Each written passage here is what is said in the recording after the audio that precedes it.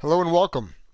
My name is Paul Weiss, and my task today is to introduce you to the brand new OPSIG Achievement Program.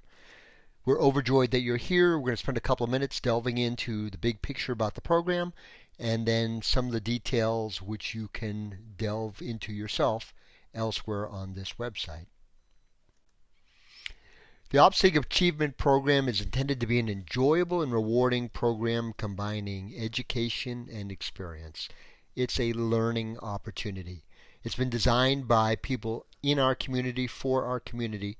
And there's a few key words that we emphasized as we were designing the program. Learning, fun, recognition, community building. It's a light-hearted way to get recognition and to also get involved in areas where maybe you haven't been involved before. We'll talk more about that. It's perhaps just as important to talk about what the program isn't. Importantly, except for the dispatcher area that we'll talk about, there's nearly nothing resembling subjective judging. It's not like a model contest where you might be made to feel uncomfortable. This is a program focused on education and, again, on recognizing experience and encouraging education through additional on-the-job experience. We know we are not licensing people to fill certain critical jobs. These key jobs on a layout are hard won by people who may have many years of experience, maybe even including prototype experience, and have the kind of personality and the kind of organizational skills and the kind of ability to make decisions and plan out a railroad that we can't teach, but we can acknowledge the people who have done it many times before, and we can encourage people to diversify their experience. So when you see somebody sporting the dispatcher badge, you know they've been out there doing the job and they get it. The rest is up to the layout owner to decide who's going to run the railroad. Overall, though, importantly, a big theme is that we don't take the program too seriously. Model railroad operating is fun, and we want to perpetuate this fun. We want to grow ourselves and our colleagues through the program, but again in a lighthearted and hopefully always enjoyable way. There are 13 areas of achievement and recognition, as you've already sort of figured out from the cover page of the website where we are. OPSIG members can pursue any of them individually or as many of them as you'd like. Think about a merit badge model for the Scouts or some such. You can dabble in any area that you're comfortable, but if you do dabble enough and successfully complete the achievement requirements in 8 different areas, you'll receive our highest designation, the Operations Ninja. We love this concept. We think it speaks to exactly the scope of the person's experience. There's a cool logo and some bling and stuff that'll come with that if you achieve that level. We'll get into that in a second. But speaking of bling and so forth, each achievement successfully completed comes with a certificate.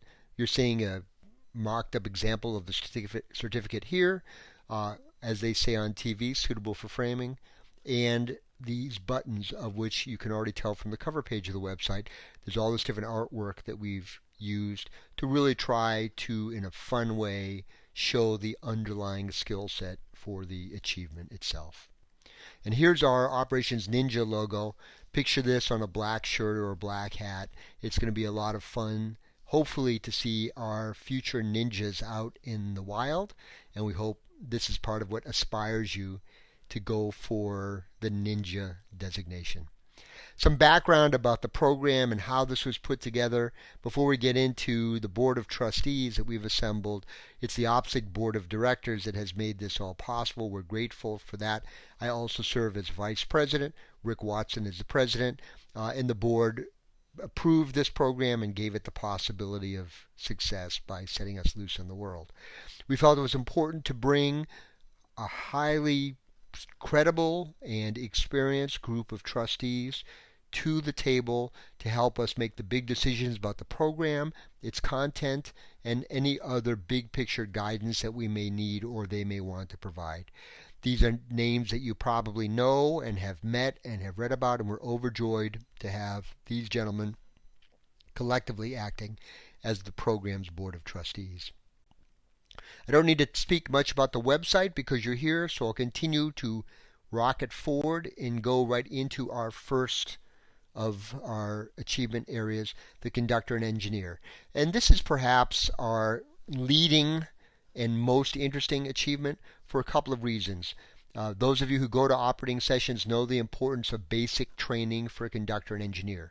And so one of the things that we're looking for in the conductor and engineer achievement is having filled this job in 10 operating sessions covering at least 3 different model railroads.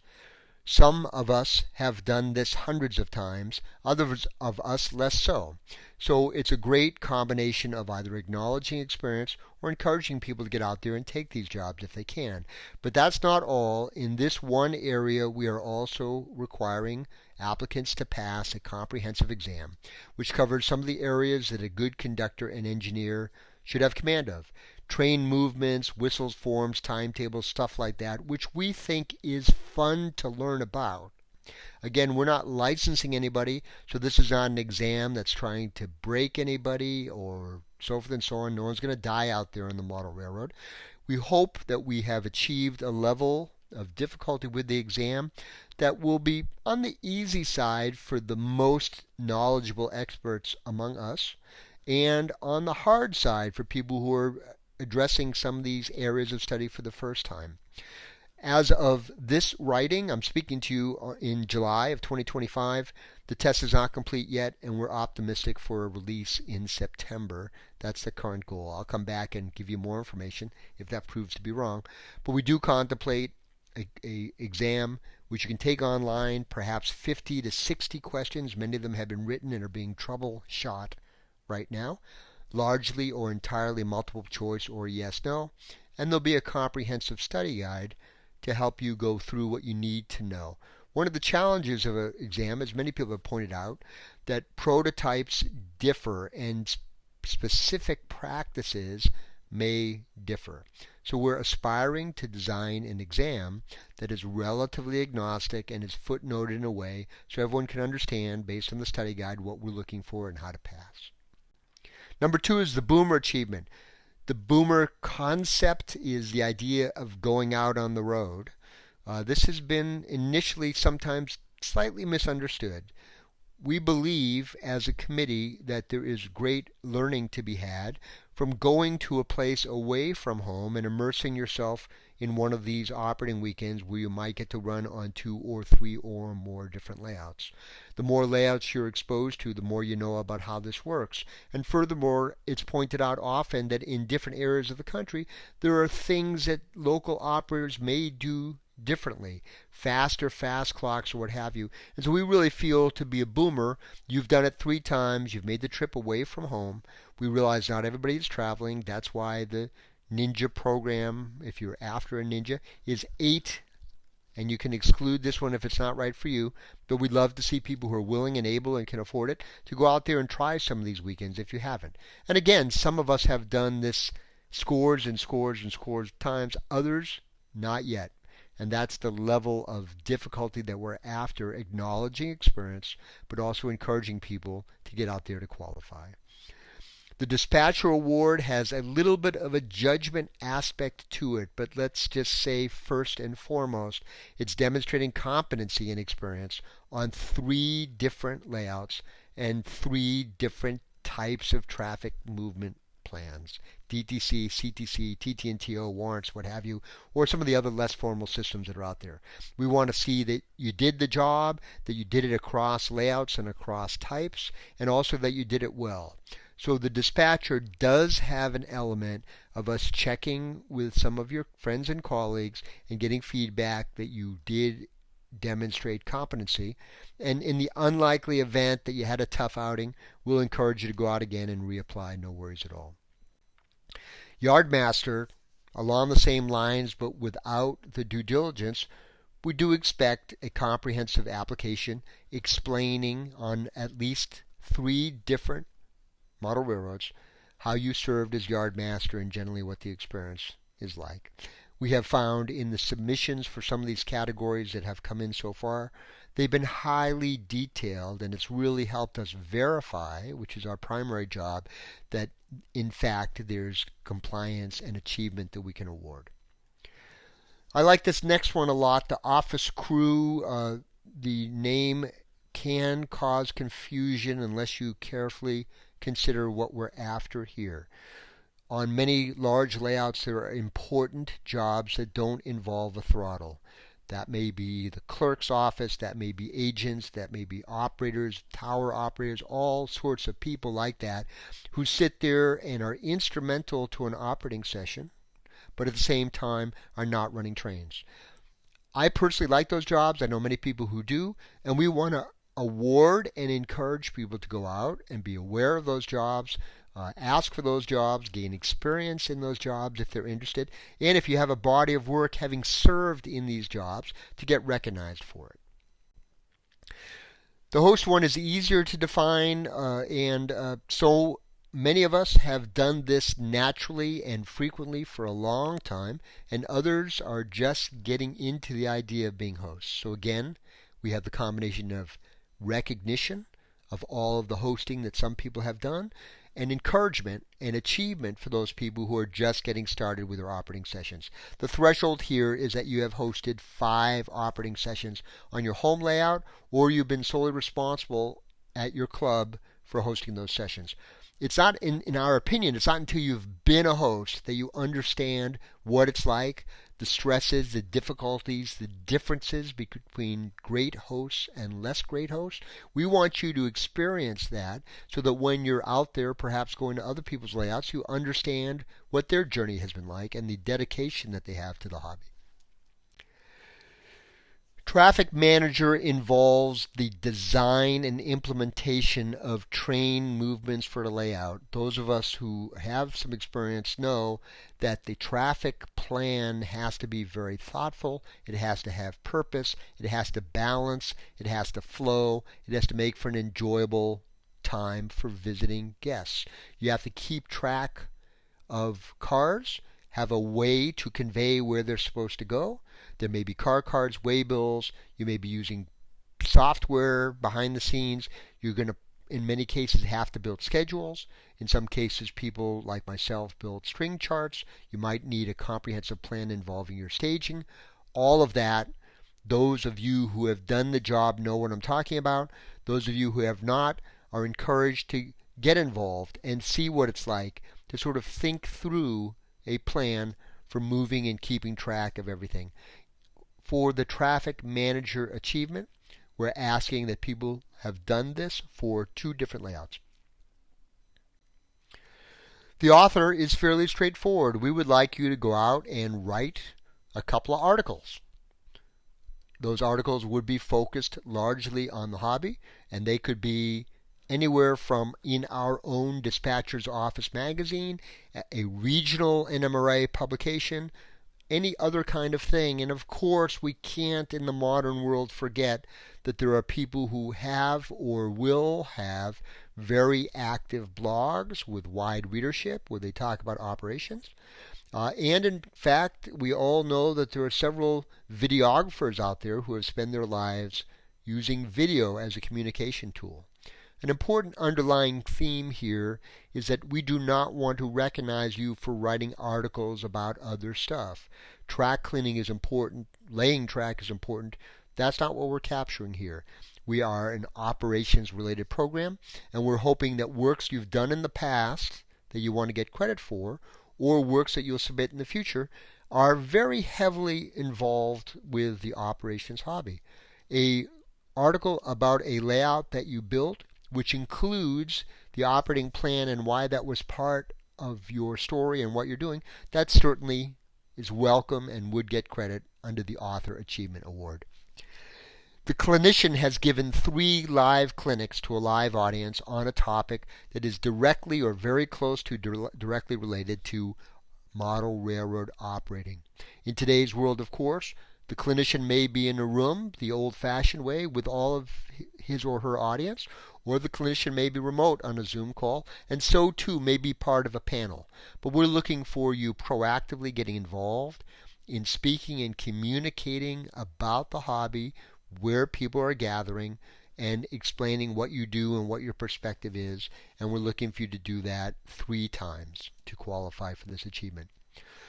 We also wanted to have a award to recognize the importance of volunteers in our hobby, particularly with respect to two areas. One is many of us are aware and many of us enjoy attending operating events that are often a weekend in some wonderful place where wonderful layouts are being offered to operate on. These events require enormous planning. In many cases, the committee involved in putting such a weekend together has started to meet perhaps 18 months before the event itself because of all of the logistics and coordination that are involved. If you've done that several times for 3 different operating events, we want to acknowledge that. If you haven't done that, we want to encourage you because believe me, there's events in your area and they could use your help. So please volunteer if you haven't, or let us know what you have done so we can recognize you.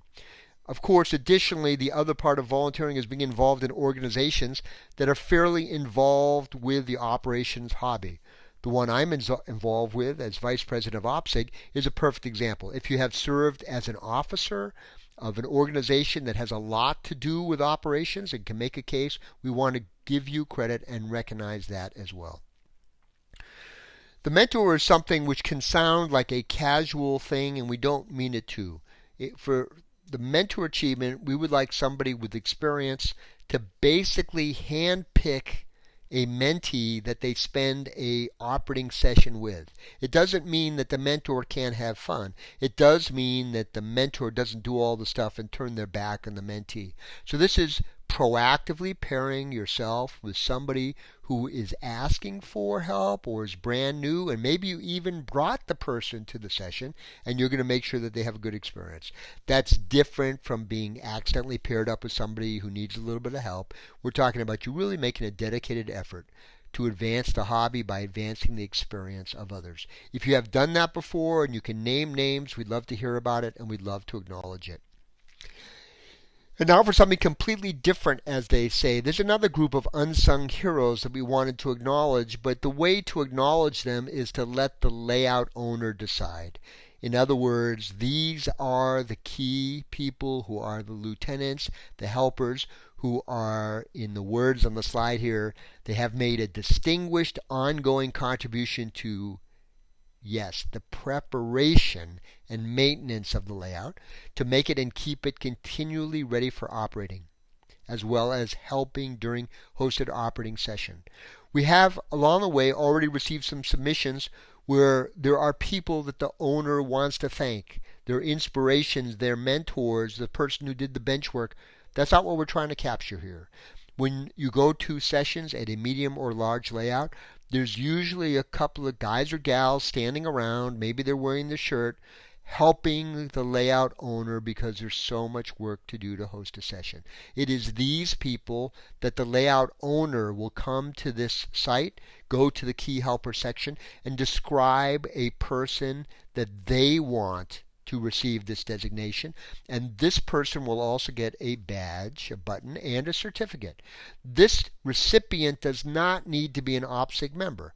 Of course, we're hoping that they'll be tantalized by this and want to get more involved because, frankly, if they've been a dedicated, valuable helper, they probably have been in the community and can be recognized in some other areas too. So, OPSIG member or not, we're asking layout owners to come, name their people, we'll approve them readily if it makes any sense at all, and they'll suddenly have a certificate. And there is a place on the form where the owner can tell the story, if they choose, about the helper. And so far, quite a number of the stories are inspirational and heartwarming. We'd really encourage you, if you're a layout owner, or if you know of one, to be aware of this achievement and steer some recommendations to us. Under development currently is number 13, the layout designer achievement. The layout designer achievement is hopefully going to be in joint venture with our LD-SIG friends. We're working through details now, so we can't announce that this is final. They have encouraged me to go ahead and speak to it because we have a very interesting idea in mind here, we believe. A layout design can be excellent and not necessarily perfect for operations. The needs of a track plan specific to operations may be different. For example, things like what is the scheme and what is the aisle width, and the different considerations that are not necessarily unique to an operating layout but important. So with help from our friends, we hope to design a list of criteria, and we want people to submit possibly track plans or other writings describing how they have acknowledged those criteria in a track plan that they have or a track plan that they will develop for us. It doesn't necessarily mean that the track plan will comply or that the writing will comply with every demand of these criteria, these parameters, if you will. It will require a writing along the lines of, yes, we're aware of the importance of this parameter and that parameter, and here's where we compromised and here's where we did not. So it's still under development. We're hoping for good news soon. One way or another, we hope to populate the slide more fully and give people a chance to design operational friendly layouts.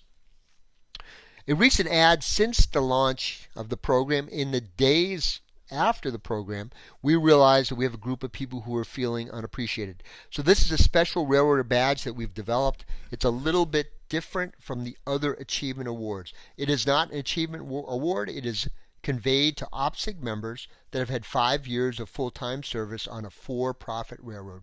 They're the people who have really been out there working on the railroad, and over 5 years they've learned stuff that's interesting to all of us. It doesn't necessarily advance the hobby. So the first thing I wanted to say about this is that it's an acknowledgement of their railroad service. It's a slightly different colored badge with a slightly different kind of gestalt to it, because we want our brothers who are prototype railroaders to sport this and be proud of their service and to have a conversation piece around this button. There is not necessarily credit for this badge toward the Ninja designation.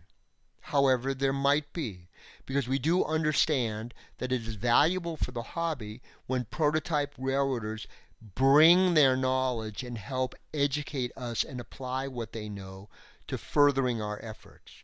So to the extent that someone has got 7 other achievements and the railroader badge is their 8th badge, we're going to encourage them to really write a brief essay describing how the Venn diagram of their experience and our needs as a hobby have overlapped. An example might be clinics that they've given that are relevant to their prototype experience, so forth and so on. So we're excited about this new edition. That's enough from here. Thank you for visiting. We sincerely hope you'll spend some time on the site now that you've listened to this video. And even more so, we hope you will take a look around and make some submissions over time. And if there are any questions about anything that I've said to you today, please don't hesitate to send us an email at this email address. And we look forward to seeing you out on the property. Thanks for your attention.